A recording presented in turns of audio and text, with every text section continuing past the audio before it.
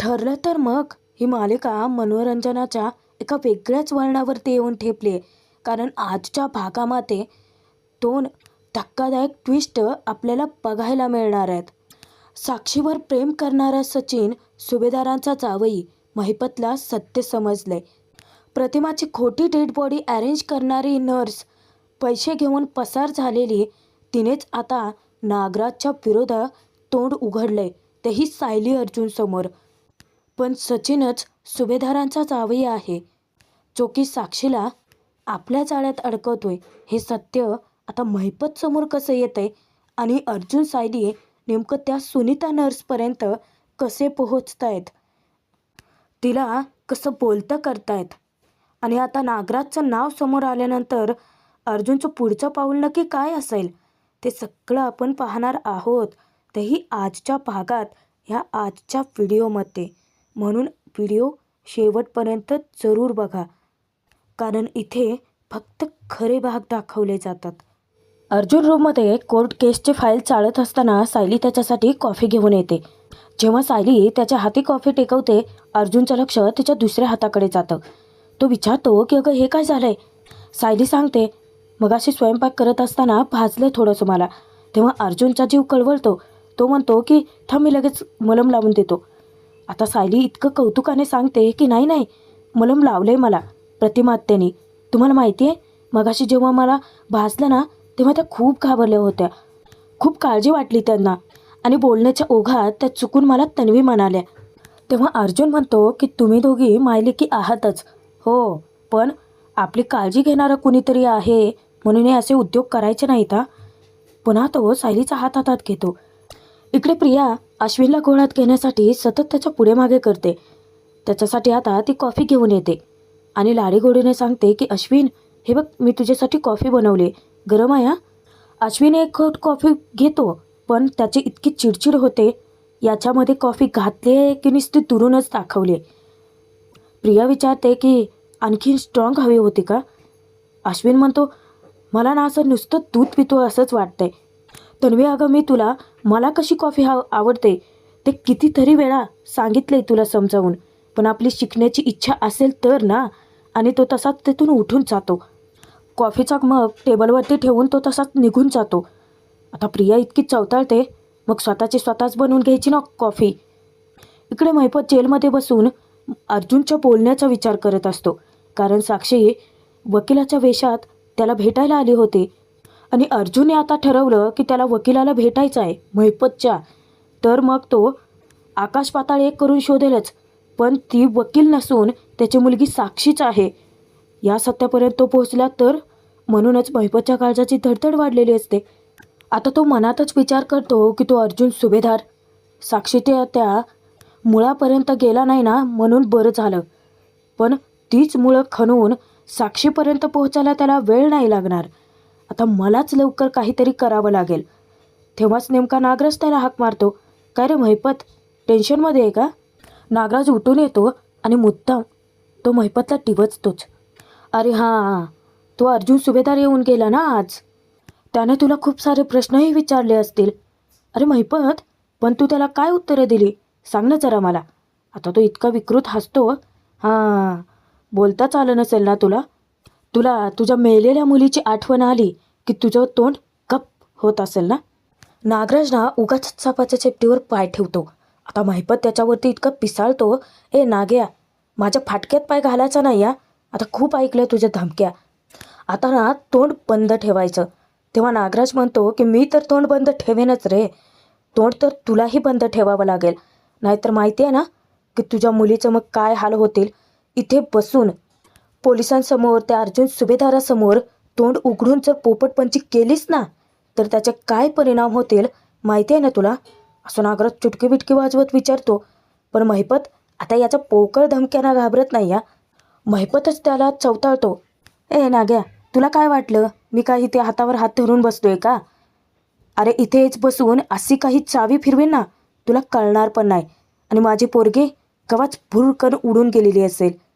पण आता इथेच मोठा ट्विस्ट आला आहे प्रेक्षकांनो, कारण नागराज करून महिपतला आता एक भयानक सत्य कळणार आहे. आता तो म्हणतो की तुझी मुलगी पनवेल सोडून कुठेही निघून जाऊ शकत नाही. महिपत, अरे विचार ना का, कारण तुझी मुलगी प्रेमात पडली. आता महिपतला धक्का बसतो या गोष्टीचा. आता महिपतच्या आयुष्यात मोठा ट्विस्ट आलाय, मोठं वादळ आलंय ते वेगळंच. पण आता नागोबाच्याही आयुष्यात एक वेगळंच वादळ येणार आहे.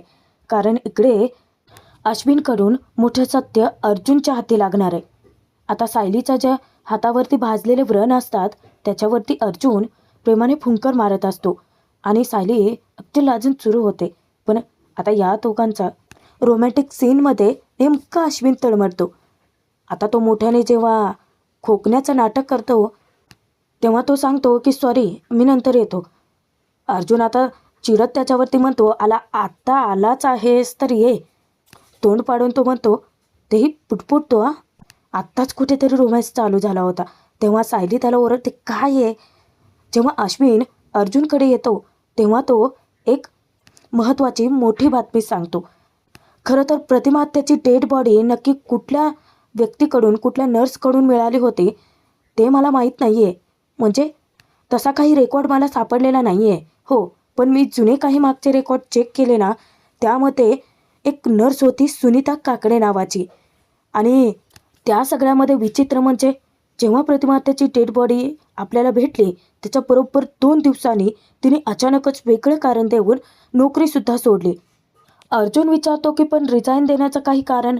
तेव्हा अश्विन म्हणतो की नाही, तसं काही तिने कारण दिलं नाही आहे. पण मी आणखीन खोलात माहिती घेतली तर असं कळलं की ती दुसरीकडेही कुठे नाही आहे नोकरीसाठी. तेव्हा सायलीला कळून चुकतं की म्हणजे प्रतिमा त्याच्या डेड बॉडीच्या कटामध्ये ही बाईसुद्धा सामील असणार आहे. हळूहळू आता एक एक धागे हे जोडत आहेत. म्हणजे आता नागराजचेही दिवस फिरायचे. अर्जुन अश्विनकडे चौकशी करतो आता की त्या सुनीताचा काही कॉन्टॅक्ट नंबर आहे का. तेव्हा अश्विन सांगतो की नाही, पण तिचा ॲड्रेस जो आहे, मेन ॲड्रेस, तो मी HR डिपार्टमेंटकडून घेतला आहे. आणि तो अर्जुनला फोनवरती तो ॲड्रेस पाठवतो सुद्धा. आता अर्जुनची वकिली बुद्धी विचार करते की ही सुनीता काकडे जी आहे तिला नक्कीच तो महिपत किंवा नागराज काका तर ओळखत असतीलच. तेव्हा सायलीही सांगते की हो, आणि त्या बेलपत्रावरती जी रक्कम लिहिली गेली होती कदाचित ते काम करण्यासाठी त्या बाईला दिली गेली असावी आणि नंतरची होती ती काम झाल्यासाठी. आधी काम करायला आणि नंतर तोंड बंद ठेवायला. अर्जुन म्हणतो की ॲब्सल्युटली. आता ह्या सुनीता काकडेला लवकरात लवकर भेटावंच लागेल. इकडे साक्षी प्रेमात पडल्याची न्यूज मिळते काय आणि महिपत पुन्हा नागराजवरती चवताळतो काय. नाग्या, माझी पोरगी ना प्रेमाभिमात पडण्यासारखी नाही आहे. पण महिपतचा हाच विश्वास खोटा ठरतो. कारण नागराज त्याला सांगतो की अरे, तुझ्या पोरीबद्दल तुला माहिती नाही आहे ना, तितकं मला माहिती आहे. तुझी मुलगी खरोखर प्रेमात पडले. सचिन दीक्षित नाव आहे त्याचं. अरे मी बघितलं आहे ना त्या दोघांनाही एकत्र. आणि महिपत, त्या पोराबद्दल जितकी माहिती तुझ्या पोरीलाही माहीत नाही आहे ना, त्याच्यापेक्षा जास्त मला माहिती आहे. महिपत ऐक ना, तुझी पोरगी आहे, तिचा जो बॉयफ्रेंड आहे ना त्याचं ना आधीच लग्न झालं आहे. अरे, महिपत पुन्हा चवताळतो, नाग्या उगाच वाटेल ते बोलू नकोस. पण नागराज खरं काय तेच सांगतो. पण आता महिपतला 440चा झटका बसाव ना, इतकी मोठी गुड न्यूज ते गुपित नागराजने फोडलंय. महिपत, त्या मुलाचं नाव ऐकायचं आहे का. म्हणजे त्याची बायको कोण आहे ते तुला माहिती आहे का. आणि तो ते गुपित फोडतोच. अस्मिता प्रताप सुभेदार, म्हणजे अर्जुन सुभेदाराची सख्खी थोरली बहीण. नागराज मुद्दामच महिपतच्या जखमेवर मीठ चोळतो. महिपत ऐक ना, तुझ्या मुलीला सुभेदारांचा जावई आहे ना तो खेळवतोय. महिपतच्या तळपायाच्या मस्तकात जाते. इतका तात ओठ खात असतो ना तो. फक्त तो जेलमध्ये आहे ना म्हणून काही करू शकत नाही आहे. बाहेर असताना नक्की याने सचिनच्या नरडीचा खोड घेतला असता. त्याला गायब केलेलं सुद्धा कळू दिलं नसतं. त्यानंतर दुसऱ्या दिवशी सुभेदारांच्या घरी हस्तखेळतं मस्त वातावरण असतं. सर्वजण एकत्रित गप्पा मारत असतात. आता विमल येऊन विचारते की सायलीताई, तुम्ही साबुदाण्याची खिचडी भिजत घातली आहे का. पण सायली म्हणते की विमलताई, उपासाच्याच दिवशी खिचडी खावं असा काही नियम नाही आहे ना, आणि तसंही साबुदाण्याची खिचडी सर्वांनाच आवडते. तेव्हा कल्पना म्हणते की हो, आणि सर्वच जण आवडीने नक्की खातील. सुमन काकू विचारते, सायली मी मदतीला येऊ का? सायली सांगते की नको काकू, तुम्ही निवांत बसा. इतक्यात अर्जुन काही गडबडीतच येतो. ए बायको, तुझं आवडले की नाही? चल पटकन, आपल्याला उशीर होतोय. आता रविराज अर्जुनलाच तटावतात. अरे उशीर होतोय काय? तिला आधी कामं तर उरकू देत, आवरावर तरी करू देत. तेव्हा सायली म्हणते की रविराज काका, यांचं ना नेहमी असंच असतं. एकदा स्वतःचं आवरलं की मग इकडे तिकडे बघायचंच नाही, फक्त स्वतःचं काम बघतात ते. मध्येच आता प्रतिमा म्हणते की अगदी यांच्यासारखं.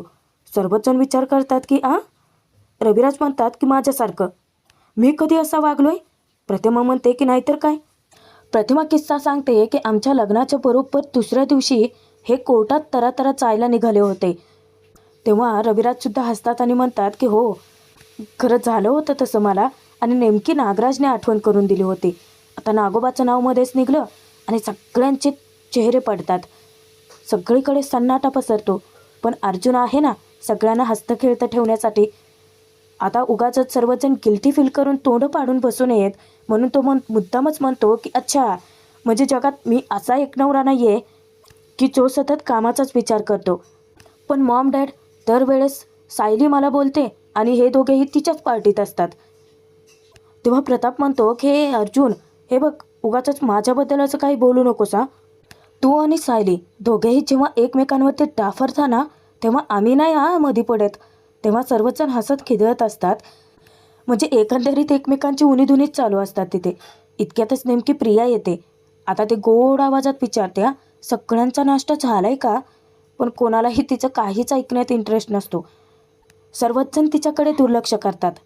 रविराज विचारतात की बरं चला, सगळ्यांची उणीधुनी काढून झाली असतील तर मला माझी कॉफी मिळेल का?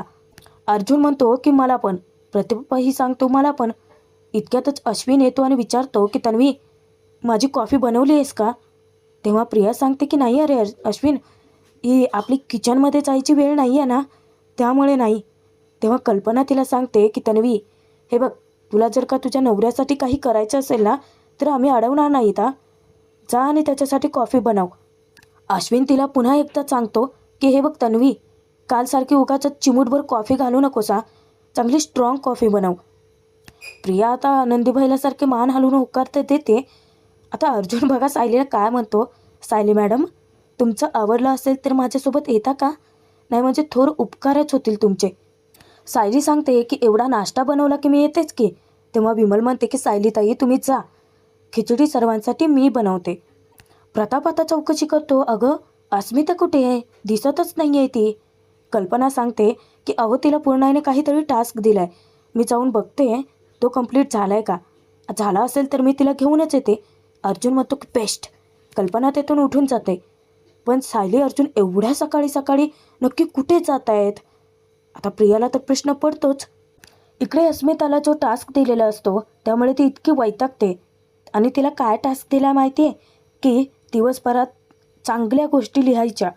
आता ती वैतागत म्हणते की एकतरी ते काही चांगलं घडतच नाही आहे आणि याच्यात काय लिहायचं. इतक्यातच सचिनचा तिला मेसेज येतो, how are you my beautiful, आणि तिच्या चेहऱ्याची कळीच खुलते. पण इतक्यात नेमकी कल्पना तिच्या रूममध्ये प्रवेश करते. तिला पाहताच अस्मिता आपला मोबाईल ठेवते. कल्पना विचारते की हे काय? पूर्णाईने दिलेला टास्क जास्तच मनावर घेतलंय वाटतं. ती म्हणते की हो, प्रयत्न करते तसं. जेव्हा कल्पना तिची डायरी चेक करते तर पूर्ण कोरीच. काय हे अस्मिता, तुम्हा हल्लीच्या मुलांना ना लिहायची काहीही सवयच नाही आहे. अगं निदान 10 ओळी तरी लिहायची सवय लाव, मेंदूसाठी चांगलं असतं अगं ते. अस्मिता वैतागतच म्हणते, मम्मा उगाचच लेक्चर नको देऊचा मला. आता कल्पना अस्मिताला सल्ला देते की हे बघ, तुझ्या मनात तुझ्या आयुष्यात जितक्या चांगल्या घटना घडल्यात, गोष्टी घडल्यात, त्या सगळ्या तू लिहायला सुरुवात कर. आणि मग बघ की इतक्या सगळ्या आनंदी चांगल्या घटना असतील ना की कधी तुझं पान भरलंय ते तुला कळणार सुद्धा नाही आहे. त्यावर अस्मिता तोंड पाडून विचारते की मम्मा, इतक्या चांगल्या गोष्टी घडल्या असत्या, हे जर सगळं असं घडलं असतं तर लिहायची गरजच पडली नसती ना. कल्पना सांगते की हे बघ, तुझं हे सगळं जर लिहून झालं तर तू बाहेर या, सायलीने खास तुझ्याकरता साबुदाण्याची खिचडी बनवले. तेव्हा अस्मिता म्हणते की हो नक्की येते. कल्पना जेव्हा उठून जाते पुन्हा अस्मिता आपला फोन चेक करते, कारण त्याच्यावरती सचिनचा मेसेज आलेला असतो आणि तोच पाहून ती भलतीच खुश होऊन जाते. पुन्हा ही अस्मिता मातीच खाते, कारण ती सचिनवरती आंधळा विश्वास टाकते. इकडे आता सचिन अस्मिताच्या रिप्लायची वाट पाहत असतो आणि तो कालातच हसत असताना नेमकं त्याला साक्षी बघते. आता साक्षीची कावेबाज नजर त्याच्यावरती टिकून असतेच. तो कालातच एकटाच हसत असतो. त्याचं लक्षही नसतं की साक्षी आली आहे बाहेर. साक्षी विचारते की इतका काय रे गालातल्या गालात हसतोयस? कोणाशी रोमॅन्टिक गप्पा वगैरे मारतोय की काय? तेव्हा तो म्हणतो, रोमॅन्टिक गप्पा मी फक्त तुझ्याशी मारतो सॅम. साक्षी विचारते की खरंच? जेव्हा ती जाऊन त्याच्या जवळ बसते तेव्हा तर ती फोनच मागते. आता साक्षीचा कहर होतोय असं सचिनला वाटत असेल. सचिन म्हणतो की वेडी आहेस का सॅम? आता साक्षीला वेड्याचे झटकेच येतात खरं तर. ती म्हणते की हो वेडी आहे मी, मला फोन बघायचा आहे तुझा. मी तिथून येत होते, मी तुला बघितलं, तू कालातल्या काळात हसत होतात, काहीतरी मेसेजेस वाचत होताच. कामाचा फोन आहे ना हा? कामाचा फोन आहे तर मग तू हसू कसा काय शकतो? तू सतत म्हणत असतो की सतत माझ्या मागे काम असतं, काम काम काम, कामाच्या फोनवरती कामच. त्यानंतर साक्षीला इतके वेड्याचे झटके येतात, ती अचानकच उठून सचिनचा गळाच पकडते. सचिनला भीती वाटायला लागते आता. खरं तर त्याला खूपच मोठा धक्का बसलेला असतो. तुझं कोणाशी अफेअर चालू आहे का?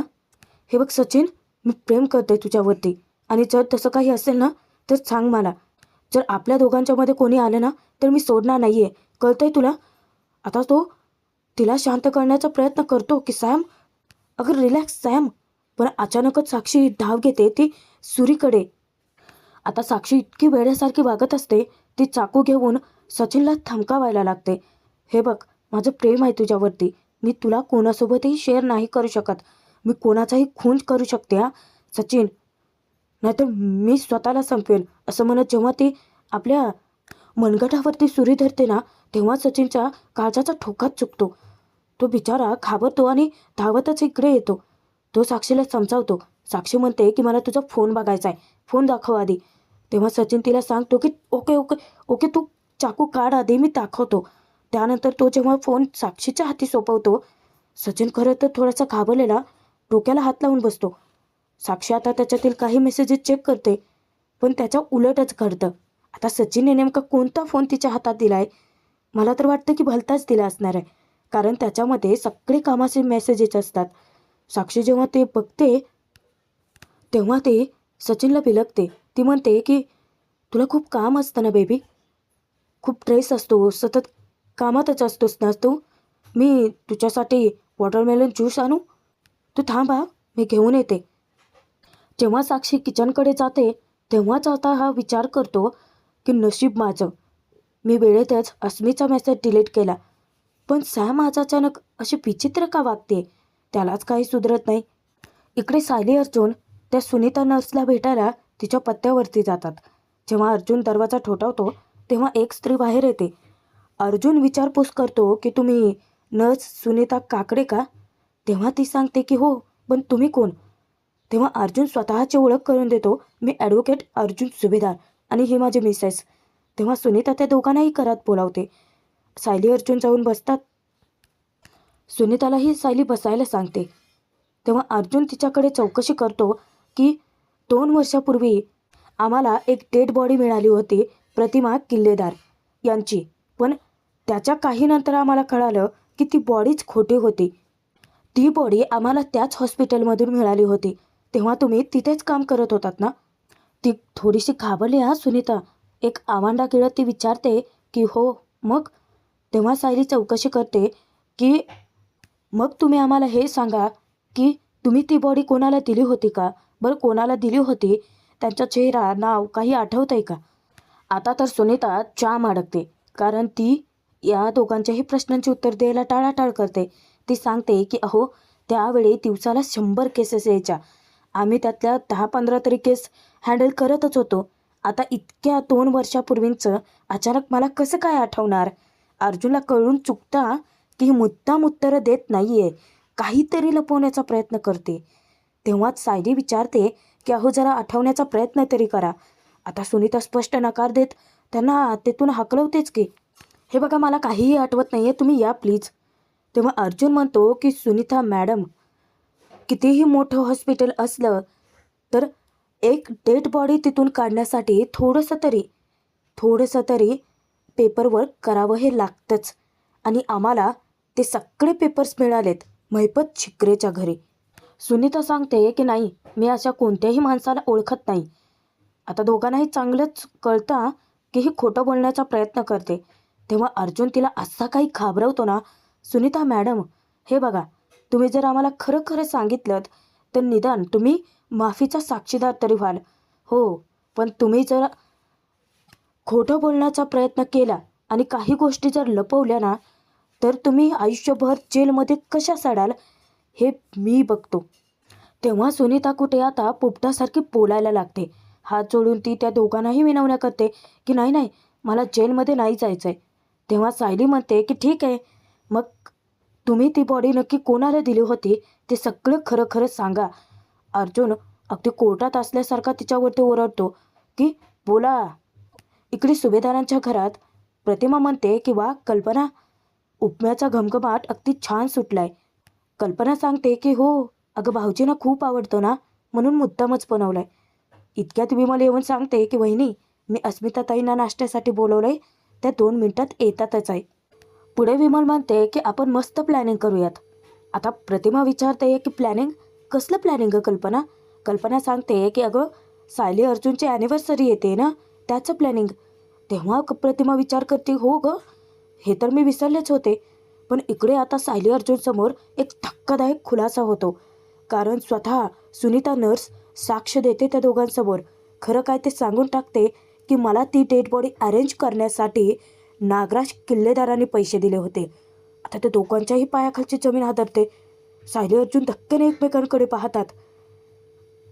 त्यांनी मला वर्णन सांगितलं होतं आणि त्याच वर्णनाची बॉडी त्यांना हवी होती. खरं तर मला त्यावेळी पैशाची खूप गरज होती, म्हणून नागराज किल्लेदारांचं काम मी केलं आणि त्यांच्या सांगण्यावरून तशाच वर्णनाची बॉडी मी त्यांना दिली. अर्जुन पुढे प्रश्न विचारतो की नागराज किल्लेदारांसोबत दुसरी कोणी व्यक्ती होती का? पण ही बाई अशी का वागते? एकटाच नागराजला का अडकवते ती? प्रिया ही सोबत होतीच ना, तिलाही ते माहिती आहे. पण ती प्रियाचं नाव घेत नाही या. ती स्पष्ट सांगते की नाही, सोबत कोणीच नव्हतं. अर्जुन तिला विचारतो की मग ही साक्ष तुम्ही कोर्टात देऊ शकाल का? जर तुम्ही साक्ष देणार असाल तर मी तुमची शिक्षा कमी करेन. आता उत्तर जे आहे, निर्णय जो आहे तो सुनीतावरतीच असतो. आणि प्रेक्षकांनो, या धक्कादायक खुलासानंतर मालिका इथेच संपली. पुढे बघूयात काय ट्विस्ट आहे ते. पुढे मात्र खूप मस्त मजेदार ट्विस्ट आला या.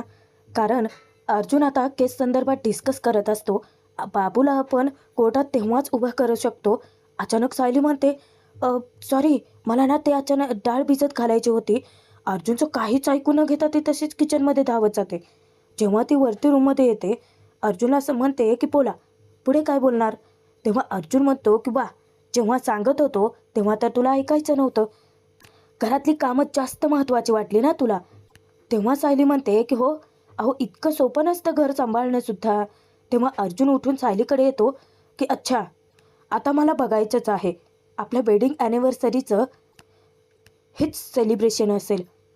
सायली म्हणते की ठीक आहे, आता उद्यापासून घर तुम्ही सांभाळायचं. अर्जुन म्हणतो की माझं ऑफिस तू सांभाळायचं. ठरलं तर मग. आणि दोघेही हातात हात देतात. पण आता या दोघांनीही उचललेल्या जबाबदाऱ्या हे दोघेही पार पाडू शकतील का? आणि सचिन सुभेदारांचा जावई आहे, जो की साक्षीला फसवतोय. महिपतला समजले या. आता महिपत पुढे काय करेल? सूत्र हलवेल का? आणि सुनीता नर्स कोर्टात साक्ष द्यायला आली तर तिथे प्रियाचं नाव बाहेर येईल का? नक्की काय घडेल? उत्सुकता खूप आहे ना. पाहणं तितकंच मनोरंजक ठरेल.